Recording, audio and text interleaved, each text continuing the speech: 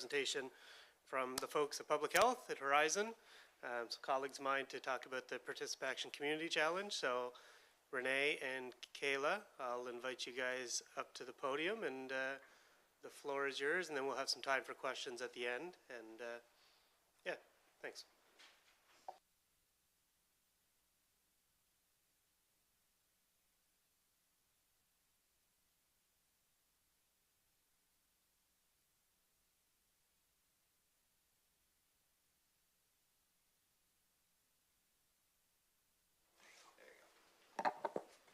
Thank you. So hello everyone. Thank you for inviting us to this meeting today, Chad. My name is Kayla. I am a dietitian with the Mango program, and this is my colleague Renee, also a dietitian with the Mango program. And today we are here to talk to you about the ParticipACTION Community Challenge, which is all about trying to prove to Canada Miramichi is Canada's most active community, and that happens during the month of June.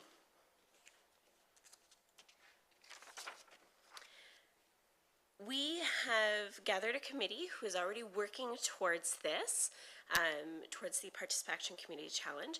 We have been meeting since October, and currently at the partner table, we have representatives from the City of Miramichi with Wellness and Recreation, the Mango team, as well as the Greater Miramichi Service Commission. As well, we have a committee member from Anglophone School District North, the Miramichi Multicultural Association, and Carrefour Beausoleil. So we're really trying to include everybody in this initiative. So what is it? The ParticipACTION Community Challenge, it's presented by Novo Nordisk and ParticipACTION. It's a national physical activity and sport initiative that encourages everyone in Canada to get active throughout June in search of Canada's most active community. And that comes with a grand prize of $100,000 for the most active community, which is exciting. How do we get points? So how do we prove to ParticipACTION that we are active? There's two ways. So the first one is individuals taking the pledge to be active throughout the month of June, and organizations such as workplaces, schools, daycares, or sports organizations can register their activities and track participants at the activities and events that happen throughout June. So, last year, we participated. We rallied together 31 organizations in the city that registered a total of 125 initiatives, programs, activities, and events.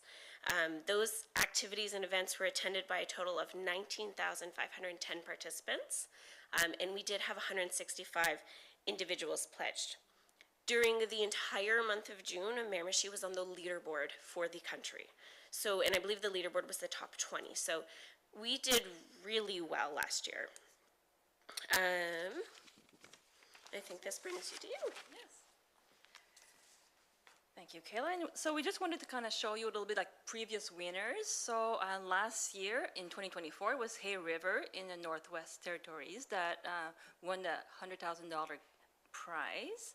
The year before that, in 2023, was Salisbury in New Brunswick. So we wanted to show that smaller communities can also win. So this is kind of exciting. In 2022, it was Red Deer in Alberta, and in 2021, North Greenville in Ontario. So they also award some grants to each province and territories. So the way that works, they take the 40 finalists. So for the prizes, the way it works, it's one per territory or province, and Salisbury won last year. And they get either $1,500 or $7,500. It depends on if the government provides contributions. And 15,000, je pense. Oh yes, 15,000. Sorry. Thank you, Kayla. And for our province here in New Brunswick, where they're contributing as well, it was $15,000 that Salisbury received. So we wanted to explain a little bit too how it worked with the finalists. So they usually choose 40 finalists, and they take the top 2 for each provinces and territories, And then after that, they take the 14 remaining ones on the leaderboard. So last year, we were chosen as a finalist, and we did provide a submission, but we unfortunately didn't get a grant at that time. And the winners are determined based on the participation in the challenge and also their submission.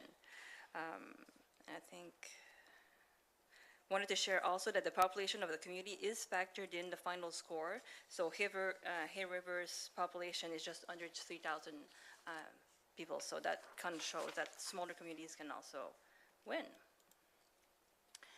So the components of the finalist submission include questions on the subjects of diversity, equity, accessibility, and inclusion, community engagement, and also how you're going to use the funding, the impact of the funding. So when they're talking about equity, diversity, and inclusion, and accessibility, what do they mean? So they really want to make sure that everyone have access to quality sport, physical activity to grow and thrive. And that's like grow and thrive physically, emotionally, and socially.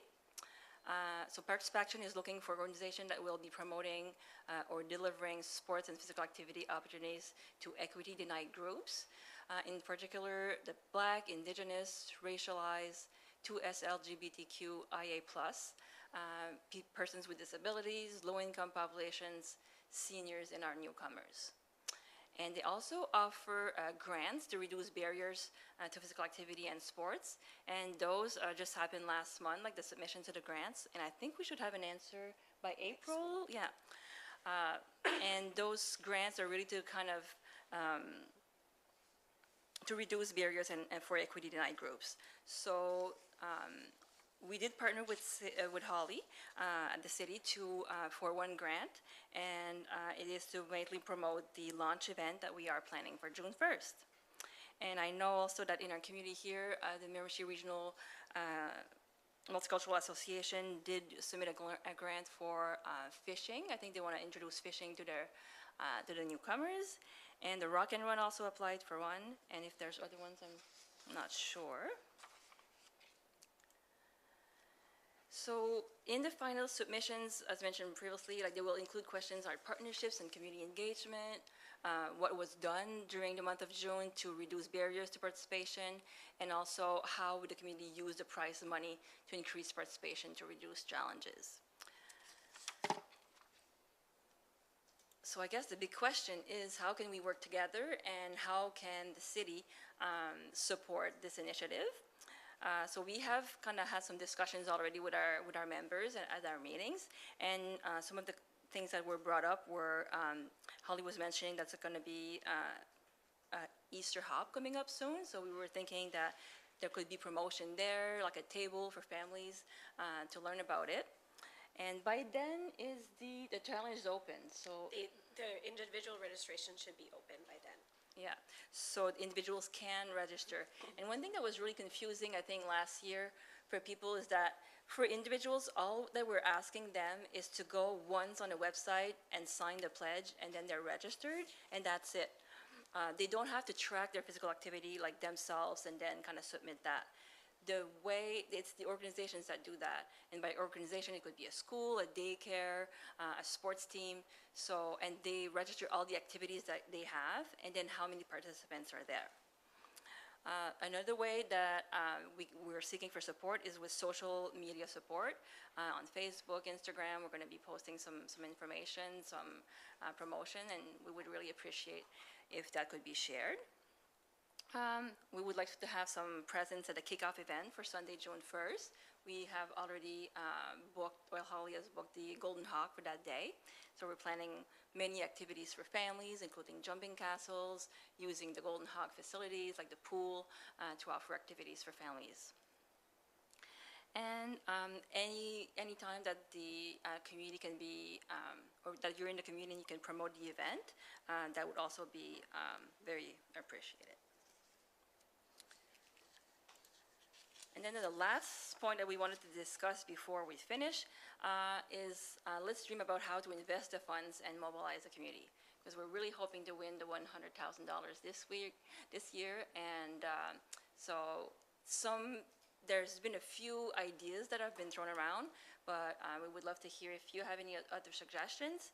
I think that Michelle Bushy has been kind of doing some presentation to ask for an outdoor gym, so that was one of the suggestions that have been brought up. And also refurbishing the basketball court where James and Hill and Dr. Lozier is. That was another suggestion that was given there, and making sure that it's accessible for all and could maybe also use for pickleball. So that's what we have so far. I don't know if you have anything that you wanted to add, Kayla? No, I mean, we have the one pager, if anybody was looking, it's very still in draft form, but we have some information, one sheet, it's just right here actually, that we hope to distribute to our partners in case you were looking to approach an organization to tell them about the ParticipACTION Challenge and how they can do it. So this one was just the daycare one, and what kind of activity they would be or would be admissible to this challenge. Because we're really trying to target a different environment, so we're going to be contacting, like Kayla said, like the daycares to ask them, okay, can you register? These are examples of activities that you guys could do that would count towards it, and how you count your participants.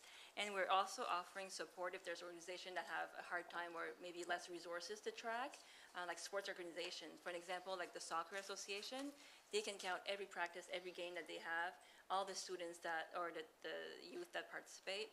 And so that would be another way to gain more points. So we can help support in that sense. So are there any questions for us, or comments, or suggestions? Awesome. Thank you very much for the presentation. Good framing of the opportunity. Any questions from councillors present? Councillor Summers. Maybe just on that last point, this will be starting in June, correct? Correct, yes. So I know, like my young guy will be transitioning from hockey to baseball here soon, so if we get into practices, that's something I think could count towards this, is what you're saying? Exactly, yes. The only thing in terms of sports that doesn't count, I think, is recreational, they were saying, teams. So from what I understood, it sounds like, so baseball, the organization you would register your son in can become an organization, but that's specific teams. So for example, my daughter plays soccer, the organization can submit it all, but the yellow team can't. That's what we understood from them this year. Your worship? No, I was just preemptively calling on you. You know me so well. Thank you, ladies, for coming and sharing this. Like as you mentioned, I know that we have tried to get into this initiative in the past, or we have, but sometimes it takes a couple of years for people to get a bit familiar, and so commendable to sort of try to grow on what's been established and encourage people to get out and get active and be healthy. And we've done a number of these types of initiatives in the past too. So I know the city through the department and as members of council will help and support however we can. Just one thought that came to mind as Councillor Summers was referencing his son's baseball. I believe and you probably already have thought of this, but I believe the Rock and Run is in June as well. And so that would be a great opportunity to have a lot of points put on the board, I think. So encourage you to connect with them. Looking forward to that one again. And then just on your, Renee, you were speaking about some of the infrastructure projects I think that you were hoping to see achieved. I guess just a friendly suggestion to maybe touch base with Director Walsh or the department, is I know that we're talking about things that could be done, but it would be awesome if there was a way to highlight some of our investments and renewals that we have done over the last couple of years. Council's made it a priority to renew public spaces, and talking about the ones that we hope to see is important, but also maybe celebrating the ones that have been done and that those opportunities that are available around that. So for example, we did just create a basketball court at the Howard Street Youth Park, which is just down the road from Dr. Lozier. So it's accessible and intentionally built in a community that a lot of people can access without a car. So highlighting some of the recent ones, and then maybe understanding that you've got a list, and Michelle Bushy's project's a good example because there is no current funding for it. But maybe looking at what the city has planned for renewal efforts in the next year or two, and maybe becoming partners and adding a couple of our already scheduled projects, because everything is so tight right now with funding. So, maybe we could partner where some of the things that we are hoping to do might align with your goals, and we could, get a couple of municipal projects on your list for if and when we would win that funding. So, yeah, thank you so much, and best of luck. Thank you. Thank you, Your Worship. So I think that's something that, sitting in on the committee a couple times, I think that very much is the next step, and it's the strategy of, do we identify projects, and does that help mobilize, or do we not identify projects and just try to mobilize without that kind of target? It would seem to suggest that there is logic to identify projects, so I don't know, Director, if what that would look like on your side of like maybe identifying 3 or 4 projects that could be slated for potential investment. And to the mayor's point, potentially add-ons or refurbishments. I know talked about trails and putting pit stops along the trail. There's a number of things that have kind of come up. So I don't know what, maybe just process, if you could kind of speak to that. Sure, through the chair, I would recommend that we take a look at the current, one would be the active transportation plan that the city has completed in 2021 to see what projects we may want to be able to consider there, as well as the 2022 outdoor parks and recreation plan, which has kind of been our guiding principle. It had public consultation throughout the community in regards to what the priorities of the community were, which identified some recreational hubs and some projects that seemed to be high priority for the community. A lot of those projects and initiatives we've identified in our 5-year capital plan and moving forward, and council has some priorities themselves. I think it would be probably best to be able to take a look and see, which some of those projects are getting close to being close to being shovel ready, to be able to get them ready to roll on off the hop. Because, the impact of $100,000, as the mayor mentioned in today's fiscal world, that $100,000 could go a long way to help get some of these projects moving a little more quickly. Whether it's some of our projects that were identified or other ones in the community that they might feel necessary. But I think that would be your next step, is definitely to take a look to see some of those projects that we foresee coming in the near future, or closest to the near future, and see if that's something that we can leverage that funding to get done. Sure. So being able to synthesize that list would be something that the department would be able to do for the committee? For sure. Yeah, that's great. And the other ask, I think, clearly was around social media. My question would be in terms of process of, would the Department of Recreation and Wellness, I know they have their own channel, so would that, and then the city page would kind of elevate that, and that seems to make sense. So the liaison would still be Holly in that social media world, and communications will look for it to elevate it. And I think, I know I'm not around on the 1st. I don't know if the mayor is, but I know we'll certainly circulate it to make sure that there's council support for any events that are happening. Just want to ask the floor, any other comments, questions, concerns before we move along? No?